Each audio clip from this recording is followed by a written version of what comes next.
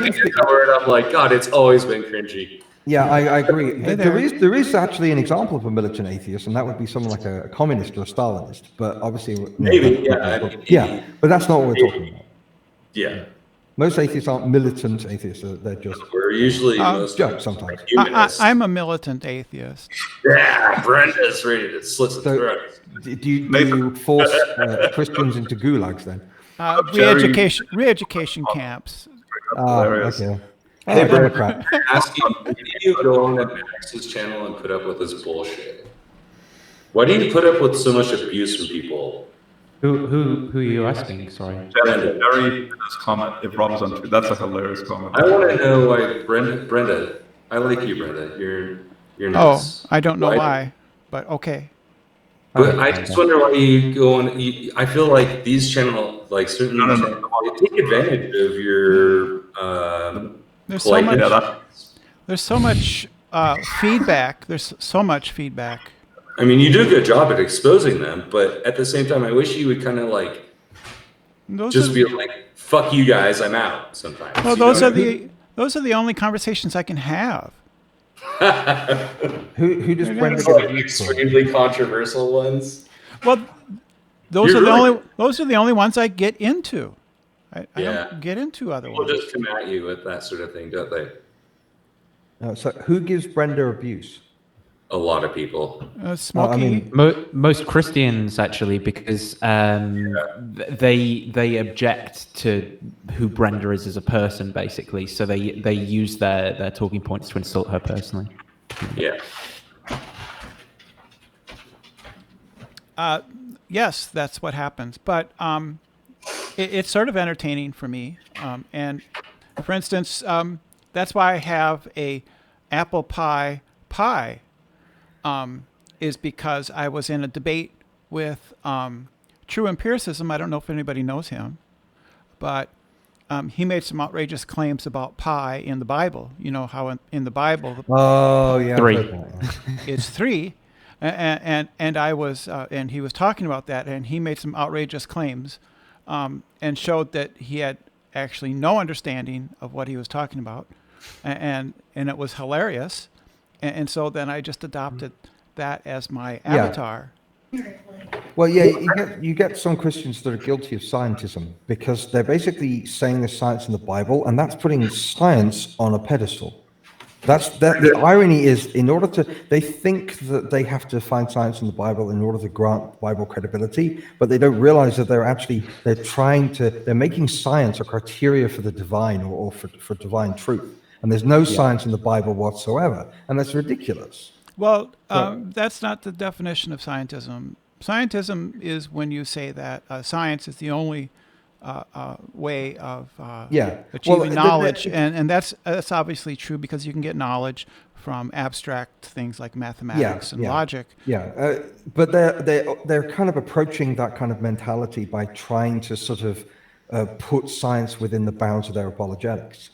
And they don't understand that science and religion don't overlap at all, and they can't overlap because science is the study of the natural and religion is the study of supernatural, and that the Bible doesn't. The Bible has true history in it, but it doesn't have science because science didn't exist back then as a practice. And even if it did, the ancient Israelites wouldn't have understood it. And the Bible was meant to be understood from the moment it was written onwards, including by people who weren't scientific. So what would have been the point of putting science in the Bible? It would have meant you would have been wasting pages and stuff that nobody would have understood for centuries. Well, God could have included some things like, I don't know, wash your hands. Germ theory. Don't let. He does. Basic cleanliness. Basic other things.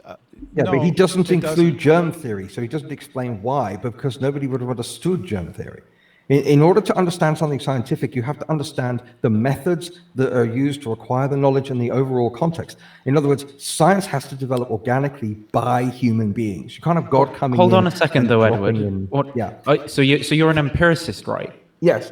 And so you believe that anyone could be taught these things. Surely, like there's nothing special about me being a 21st century person. That means there is because you have the accumulation of centuries of human empirical development, and it has to be developed that way. Science couldn't develop any other way than the way it did historically. Edward, doesn't God have God knows more true propositions than we have through our current science, right? And he could just impart them to someone. Yes, but it would be completely without context. And why would he need to do that when he knows humanity is going to develop knowledge by itself anyway? God only teaches us things that we aren't able to figure out for ourselves. When Christ talks about the living waters and things like that, that's stuff that nobody could have worked out for themselves.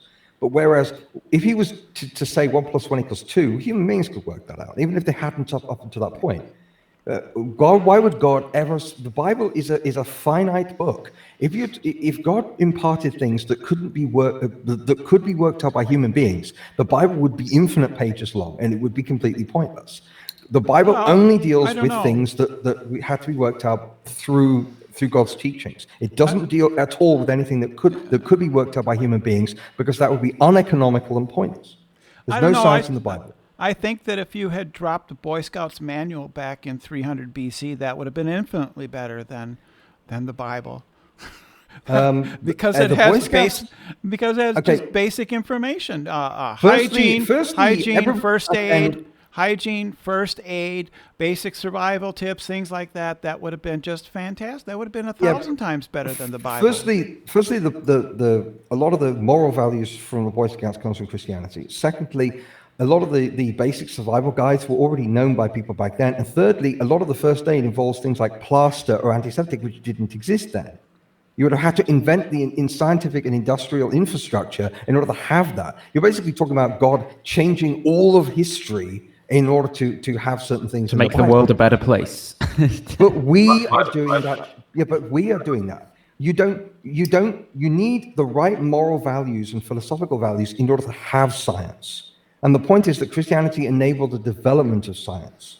Well, that's not true. That's not true. If you're in, I'm just going to quickly say this to Nathan in the then private chat. If you're in, developing in the Christian world, then the PDF link in regards to Solomon's sea and pi, that's a mathematician's attempt at rationalizing. That's pretty cool. Well, I've heard some people using the Hebrew numbers to try and argue that, and various attempts to figure it out. But I don't know. So what he's doing is he's doing he's reverse engineering it and showcasing interestingly what the sea would have looked like to accommodate the figure that's given. Because don't forget, there's all the technical things like so many fingers width and all that stuff. So he reverse engineers it, and then he concludes with the type of shape of that sea. And what's interesting is that he's doing it purely mathematically, and then archaeologically they discovered a sea that had that particular type of shape, which is that's interesting. Yeah, that's really cool. So. Yeah. Well, as I say, the Bible just describes things as they developed. It's not outlining a mathematical formula or anything else like that. Again, the Greeks were doing that. What's the point? Let the Greeks be the Greeks and the Jews be the Jews. I like the way this history developed on its own. It's beautiful. The Greeks had rudimentary science and absolutely. Even empirical sciences in a rudimentary form. So. Absolutely. And then what happened is that Western civilization became a synthesis of Judeo-Christian and Greco-Roman. That's what Western civilization is. It is 4 pillars: the Greek, the Roman, the Jew, the Christian. Those are the 4 pillars, and that's what Western civilization is, and that's what makes it so beautiful and coherent. History is a fusion. It's a wonderful I don't know. process. I think that if the Library of Alexandria hadn't been burnt down and the Greek civilization collapsed, I think that it would have been a lot better myself. Yeah, but it did. And it was pretty much inevitable. I mean, libraries burn and civilizations collapse. So then, it would be nice if we had more of the wisdom and the achievements of the past, but we get there in the end anyway. Yeah, I think that, what happened is that we had the supremacy of Christianity, and then we had 800 years of darkness and illiteracy, and No, ignorance. the monks were the preservers of literacy. Without them, the Arabic monks, right? You're talking about Islam, right? No, I'm Yeah, talking about. yeah. He's talking about the Dark Ages. He's talking about the Dark Ages. So we're talking about Western Europe only. The Dark Ages only occurred in Western Europe. They didn't occur in Eastern Europe. Right, The because Rome of didn't collapse Christianity. in Eastern Europe. Pardon? Because the Arab culture was more cosmopolitan. They actually permitted. What Arab culture? The Islamic culture actually permitted Christianity to The live Islamic side by culture side. destroyed They didn't classical go on. civilization. We didn't have pogroms. Islam destroyed classical civilization. You're rewriting history and saying that didn't happen. Well, I don't know what you just said because you just keep talking over me, so I don't know. Right. Well, you're rewriting history, and that is. Well, you wouldn't know because you haven't heard me because you keep talking over me. Yeah, but you're trying to attribute to Islam things that were done by the Byzantines. The Byzantines did all that, and then Islam came along and conquered that territory, and then destroyed the Eastern Roman Empire. Don't worry. I'm come to save the day, as Jerry just said. I've got the new Library of Alexandria ready. So that's nice. But anyway, the Dark Ages was Western Europe. If Christianity was responsible for the Dark Ages, then how come it didn't take place in Eastern Rome as well? There was no Dark Ages in the Eastern Roman half of the Roman Empire. The reason why there was in the West is because the Western Roman Empire was economically and militarily unstable compared to the East. It had nothing to do with Christianity or whatever occurred in both sides. Yeah, well, I don't know. It just seemed to me that Islam was very cosmopolitan at that time. It certainly isn't now. Christianity wasn't? Islam. Christianity was just as cosmopolitan, and by the way, all the cosmopolitan areas of Islam were taken from Christianity. They destroyed those books. They wrote over them. Yeah, thanks, Rob. If you're off, thanks for stopping by. Yeah, the reason that we have some Greek books is because people were able to scrape off, the religious stuff and do sophisticated recovery on the skins and recover the text that the monks scraped off. Yeah, but the monks were just doing their jobs. You can't blame them for recycling. That's environmentally friendly. Besides which, for every example like that, there are examples of ancient literature like Aristotle's writings being preserved by the likes of Thomas Aquinas. You're just cherry-picking history. Edward, were there any Christians whatsoever who were against alternative cultures and histories and so forth? Loads, but there were loads that were also very keen to preserve it. The only reason, for example, we know anything about Celtic Irish mythology is because it was preserved by the monks, 100%. In other cultures, they destroyed paganism. In other cultures, they preserved it. It really did depend on which denomination or which bishops were in charge and that kind of stuff. It's hit and miss. By the way, hi, Nathan. Hi, Brenda. I thought I'd say hello. Yeah. Yeah. How are you doing? You all right? I'm doing okay. The point is that I don't like people cherry-picking history to try to smear Christianity and then try to credit a religion like Islam for things. Why do you dislike Islam so much? Because it's evil. It's genocidal. Have you read the Hadiths? Have you read Sahih Bukhari? I'm aware of some of the things in them, though I've not read them. Yeah. Well, that's my point. I mean, when you've got a religion founded by a pedophile, mass murderer, a serial rapist, a genocidal psychopath, a guy that tortures people, killed innocent civilians, and that's your supreme golden example for every Muslim in the world, that's kind of disturbing. How young could you wed a girl under? You're going to try to justify Hebrew. Muhammad's pedophilia. Yeah, no. How young? You are, could aren't you? you? I think it's no, Edward. I will not. No, she's not doing. You didn't let her finish. She's not doing that. Yeah, how young? Better not be. How young could you be? How young could you marry a girl under the Old Testament? It really does depend. Do you mean marriage, as in arranged marriage, or consummation? Whichever, choose one. No, it makes all the difference because arranged marriages were political and cultural unions, and consummation is where you cross the line into pedophilia, which is what Muhammad did. Muhammad had an arranged marriage with a girl at 6 years old and consummated at 9 years old. How old was Mary, Edward? How old was Mary when God impregnated her? 14, 15 years old. Yeah. We don't really know her age, and anyway, it wasn't physical anyway. So that's a ridiculous analogy. It was obviously physical. If Mary got pregnant, she got She pregnant. got pregnant through the Holy Spirit. The Holy Spirit isn't a physical. Well, there was physicality. If I could make you pregnant through a non-physical means, Edward, You can't. Yeah, but if I could, would What do you mean? You mean if you were God? Your analogies are terrible.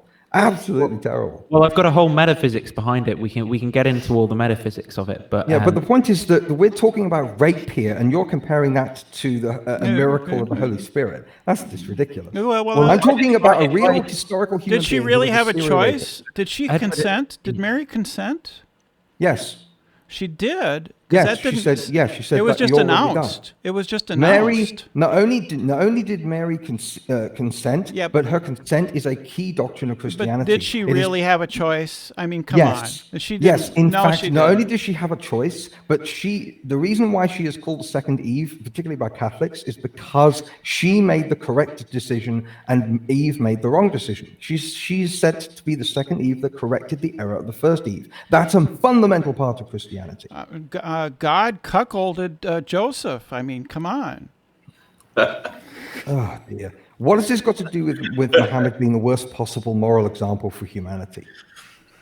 Well, we're not arguing for what. I guess what we were trying to do is saying the things you're being very aggressive towards how bad Islam is, but we're saying that there are parallels actually with what you believe. There are parallels to being a serial rapist. I'll just put my cards on the table. All cultures in those times, especially primitive cultures like the Hebrews and Islam and all those, they were nomadic cultures, and young girls got married off. They got married off at a very young age, and it was almost exclusively more like a political or a business deal for the family. Women were and this cuts across all cultures, West and East. Pretty much, women have been seen as a commodity, and if you have a young girl, you can use that to gain power and influence, or to unite families, and so this was just common for the time. No, there are different cultures that have different degrees of rights for women. Muhammad and the Hadiths explicitly state that women are not to have equal rights with men because they're spiritually and mentally inferior. That is explicit, and it is used. I've never heard that from white Christian men. Oh, come on. Where does Jesus say that women should not be granted the same rights as men? Where does Jesus say? Jesus is the equivalent of Muhammad here, after all. Where does Jesus say that women are not to have the same legal rights as men? They are explicitly supposed to not have the same because they are mentally and physically inferior. That is the equivalent of what Muhammad said, and that is used to hold back women's rights in every single Muslim country that has ever or will ever exist. Until every Quran in the world is burnt, women will not have equal rights in this world. Period. Because it is the reason why they've been held back in more countries than any other. So let's say if all the Muslims got poofed out of existence for some reason, and we just had Christianity, and then let's say something like evangelical Christianity took over the world. Do you think that would be progress for women's rights? In the Middle East, absolutely. There'd be no female genital mutilation. There'd be no polygamy. There'd be no child brides. There'd be no denial of women's rights. What about in the West? What do you think in the West? Do you think that would... Well, it depends which version of evangelical. Do you mean like really fundamentalist? I assume, because there are moderate evangelicals, you know. There is a broad spectrum, but I'm yet really to come across any who don't, for example, take that, as the church is the bride of Christ, so the woman is the bride of the man. She should submit to her husband in all things. Yes, but it's a hierarchy. The man submits to Christ, and the woman submits to the man. Everyone is submitting to Christ. It's just that the women do it through the men.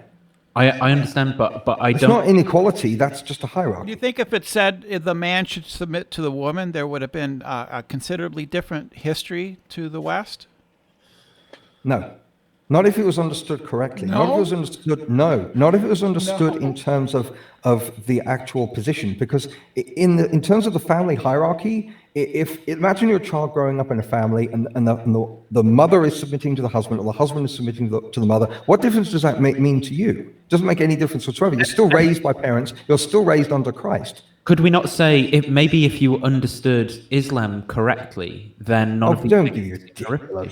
Yeah, you just have Are you one telling particular me, are you telling me that all interpretation. these Muslim countries that deny women equal rights are misinterpreting? How do you misinterpret Muhammad explicitly? That is ridiculous. In the same way you say we're misinterpreting Christianity. Yeah, because on the one hand you've got a passage that deals with a family hierarchy. On the other hand, you've got Muhammad explicitly denying women legal rights.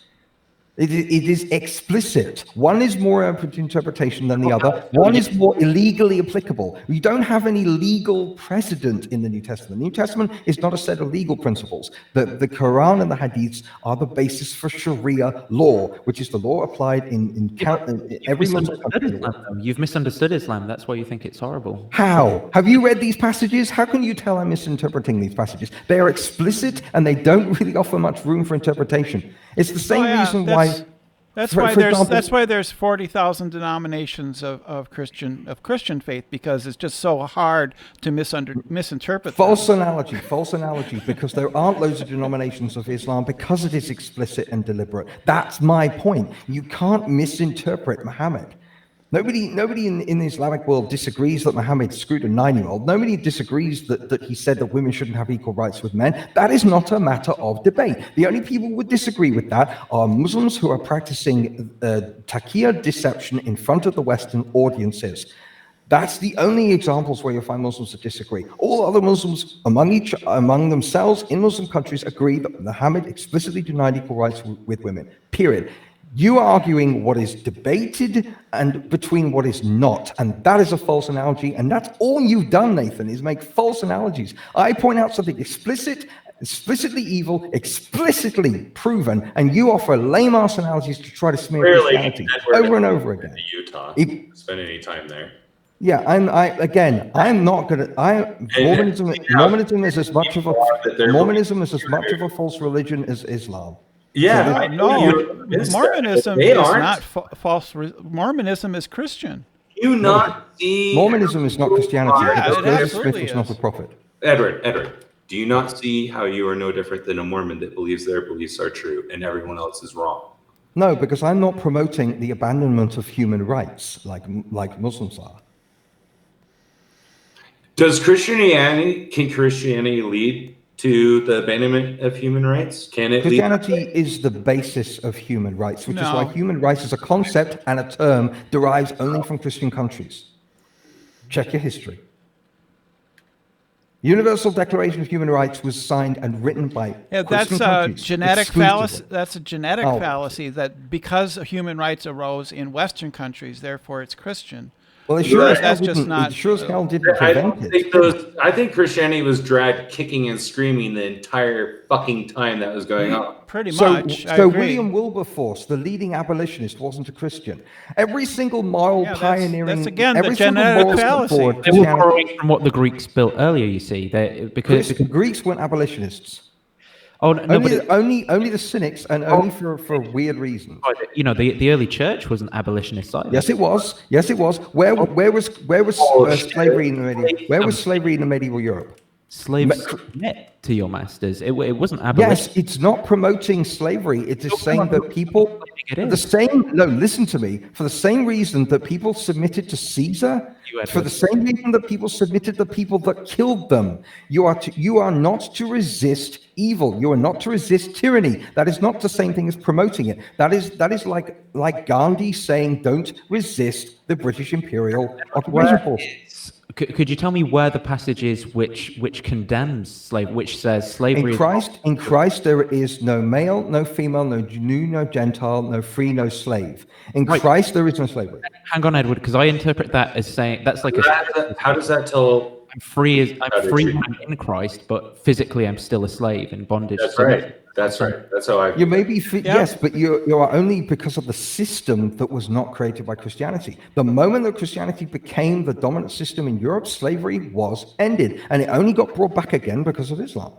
So a serious question then, Edward. Like, at what point do you think these explanations become like too ad hoc? At what point does the cognitive dissonance become too much? I'm explaining chronological order of history. In the Roman Empire, when it was pagan, they explicitly created slavery. When Christianity took over the Roman Empire and then the medieval period began, slavery didn't exist. Then when Islam came in and introduced the international slave trade, greedy people disobeyed the Christian tradition of abolitionism and then began slave trading. And then Christians had to then come back in and reimpose abolitionism. Yep. Abolitionism Christians was invented by Christianity and imposed upon the rest of the world through Christianity, Those- period. So stop those rewriting poor history Christians- and lying and smearing those about poor- the greatest moral achievements in human those history, poor- you disgusting bigot.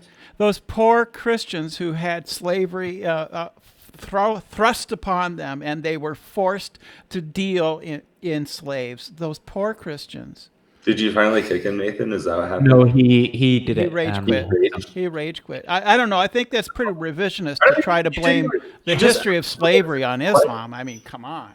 But the thing is, though, like, so in that conversation as well, when he's talking about he's got the foundations of morality and truth, I'm just quietly sitting here listening to him rant, having a conversation, and he calls me a bigot and leaves and can't have a conversation at this kind of tone. Which one of us has access to the moral truth? Like, you know. Yeah. I don't think that we're the revisionists here. Revisionism is to say that, but for Islam, we would have not had slavery, for instance, in the West. I mean, I don't really think that that's plausible at all. I mean, but I don't know. I'm not a historian in these matters. But it seems pretty much of a stretch to me.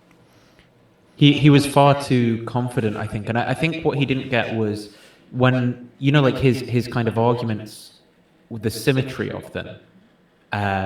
So when he'd say, "Well, you've just not understood Christianity," as like an explanation for moral evil within Christianity, and then you go, "Well, you've just not understood Islam," and then he's really not happy with that. And it's like, and the point isn't the specifics. The point is, can you not see how like you can just use all the same strategies to build up an ad hoc fortress around like any of these religious beliefs? Yeah. Like it's just the same tactics that any Muslim apologist will use, that a Mormon apologist will use. It's just all the same methodology, just with a different set of beliefs. And I just don't know enough about Islam to really comment about whether or not anything that people like that say is an exaggeration or not. I suspect it is. I deal with Muslim people all the time. They're shopkeepers all around me, basically, and they live all around me where I live. My wife she taught ESL, English as a Second Language, at Washington State University, and she had tons of Muslim students, and I would go with them when they went on like tours or whatever. They would go, float.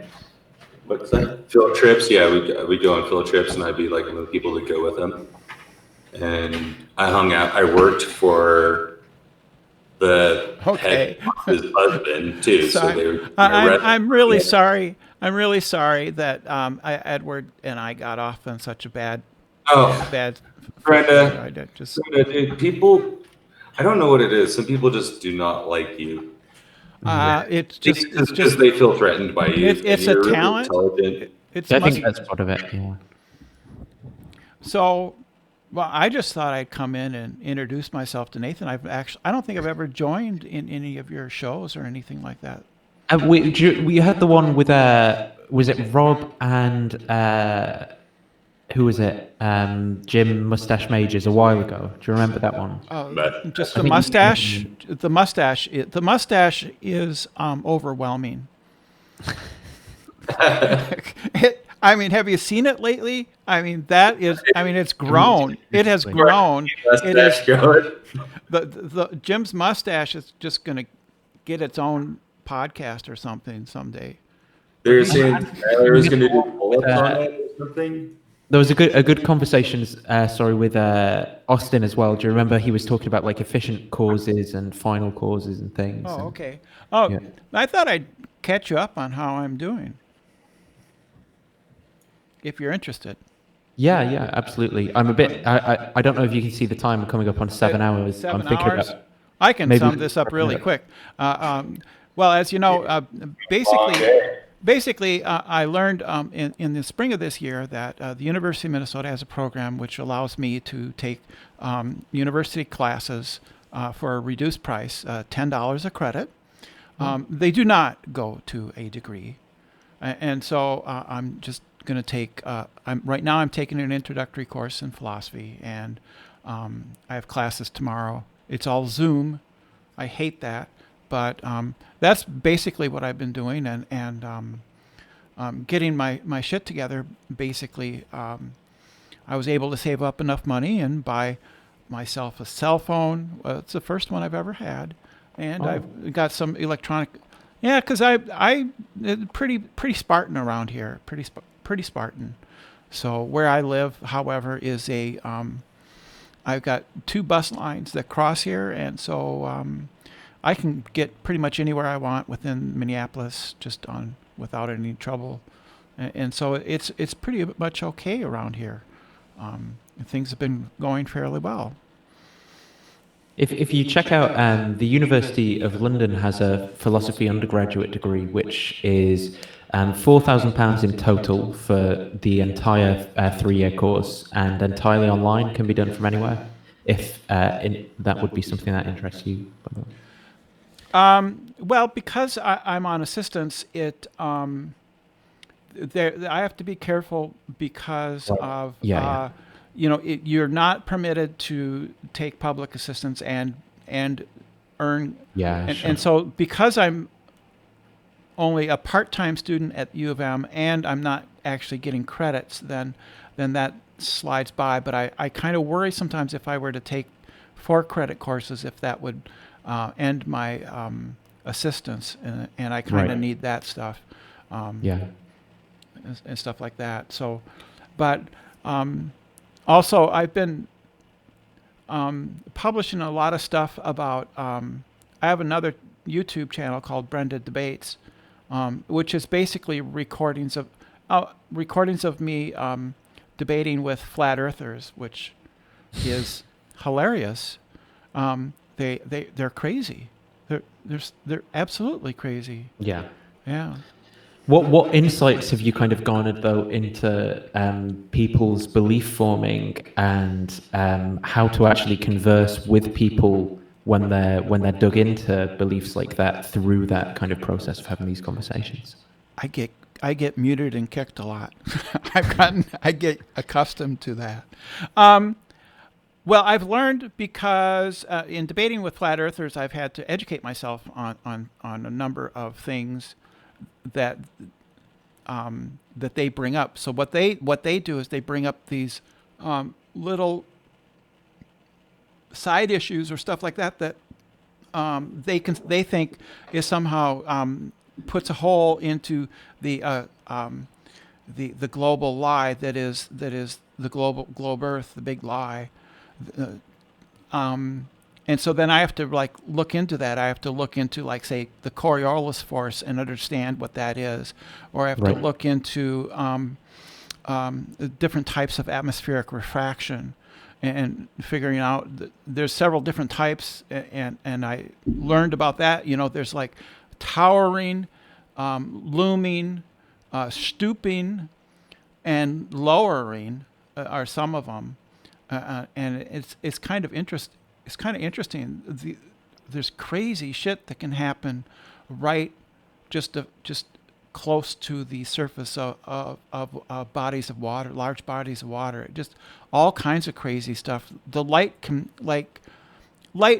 enter into a temperature channel, and it can get ducted for long distances. And lots of stuff can happen that way. It's amazing, the stuff that can happen, right? And so and as far as dealing with them,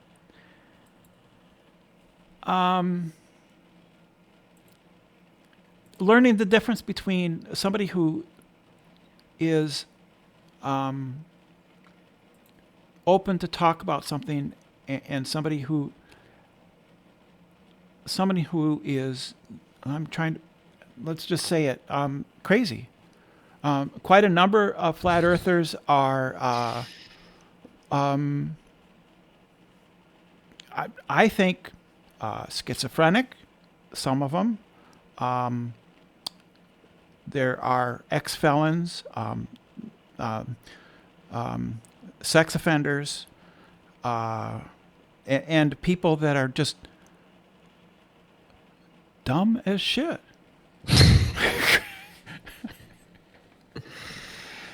But the Dunning-Kruger is what's really strong. There's a guy who. You're right, Brenda. I've seen you talk to Nathan Thompson and all those, and like I've seen you go on Jose's channel a couple times and stuff. Like you and I bump into each other quite a bit. Like I'm just like watching something randomly and you're there. Yeah. There's somebody called Brian's Logic, and he was on another person's podcast is called Fight the Flat Earth, and he was on there talking to somebody with a PhD in physics, and Brian's Logic did not understand basic physics like how rockets work and how they could work in space. This is something that flat earthers don't, and yet he thought he was smarter than the guy with the PhD in physics. Yeah. And that's what you're coping with. Space.com recently had an article about how to talk to flat earthers, and it's based on psychology, which is basically you don't try to argue facts with them. Yeah. You try to gain their trust and stuff like that. Right. But that's I think that would work in person, but it doesn't work over the internet. Over the internet, you're dealing with people, and I said crazy and stuff. What happens? These people are tactically closed. They don't want to change. There's nothing that's going to change their mind. I've asked them. They're like, no, nothing would or could change my mind. I'm convinced this is true. But I think it also, Nathan, has applications to creationism, because I don't think creationism is that much different than flat Earth. Flat Earthers tend to be. Yeah, it's the same kind of psychology. I mean, you believe in something that, because if you're a creationist, most likely you believe the Earth is 10,000 years old. And so you fly in the face of a lot of physics these days, right? Because sorry about that. I live downtown. It was me for a second. No, I live downtown. I'm surprised there's not sirens going off. So if you're a flat Earth, the flat earthers have a real tough time because they're surrounded by a culture that has messages all the time that tells them that they're wrong. And I would think that would be the same for creationists. And increasingly with other denominations of Christianity. So let me speak to that a little bit. I think that part of the thing is that they get off on thinking they know something that other people don't know. Yep, I agree. I've asked them about this, and that's generally the consensus. They're like, yeah, I just like pretending that I know something that other people don't know. You should hear them when they're just together by themselves and they're speculating about science and physics. It is a laugh fest. Yeah. It is something else. I had one a few weeks ago where I went into like a YEC thing, and similar experience where I was asking them about basic cell biology and they didn't know, and I was like, I'm not expecting, like, how are we going to get far in a conversation about how abiogenesis may or may not have happened if you can't even tell me about like the basic features of biology? And then they were talking about like, they were like, oh, give me one example of a feature that's selected for or something. And I think I used the example of like moths in the Industrial Revolution. Then they go, yeah, you've fallen for a hoax. They were all glued to trees. And like the explanation didn't even make sense. Like what were glued to trees, like the moss that survived or the moss that died were glued to trees, or like it just nothing makes sense talking to them. There was some issues with that initial study, but people have gone back and redone it, and if you go to the Wikipedia page on the peppered moths in the Industrial Revolution type, there was, for instance, they used illustrations. They didn't, and stuff like that. So it wasn't a rock solid study that was done, but people went back and went over it and have improved it since then, right? And so that's also what flat earthers will do. They'll go back to, like, say, Eddington's measurements when they tested relativity of the star close to the sun, or of the Cavendish experiment measuring which was weighing the Earth, and things like that, and they'll find small things within it which are actually valid. For instance, Christian Huygens, when it was first figured out how far away the Earth was, Earth and Sun were from each other instead of being 93 million miles. Christian Huygens just simply made a guess that Venus was approximately the size of the Earth, and so then they latch onto the fact that he made that guess, and it's not true. Venus isn't exactly the same size as the Earth. It is kind of close, but it isn't exactly. And so then they latch onto that and say, well, then therefore that entire experiment is null and void. And that's the kinds of things that they do and stuff like that. Right. Well, I'm gonna have to go to sleep because I'm perishing. It's 3 a.m. here. I've done a 7-hour stream now. Yeah. Hardcore. Can I put up this section where I'm in here? Absolutely. On Yeah. Feel free to. Okay. Yeah. Okay. Yeah. Thank you. Yeah. No problem at all. And thanks, Ryan, for. I don't know how long were you in here for? Like. A while, dude. Yeah. The best one I've heard so far, Nathan, is it was a creationist / flat earther, and I told him that we know how far away the stars are. They're millions of miles away, and his thing was, no, there's such a thing as tired light. The light from the stars coming to the Earth gets tired. It gets tired, and that's why it just appears to be millions of years old, but the light got tired on its way to Earth. Yeah. Awesome. Right. Well, everyone. Yeah. We'll leave it on that piece of wisdom. Everyone who's been here for like the whole stream, thank you for pretty much for watching. Let's get that last push to 1K subs. We're gonna do it. I'm subbed. Everybody should sub. Everybody Subscribe. And I don't know who the hell's going to watch a 7-hour video, but there we go. If you made it this far in the future and you're not live, you're crazy. But yeah, thanks. Okay. Okay, thank you. Good night, everyone.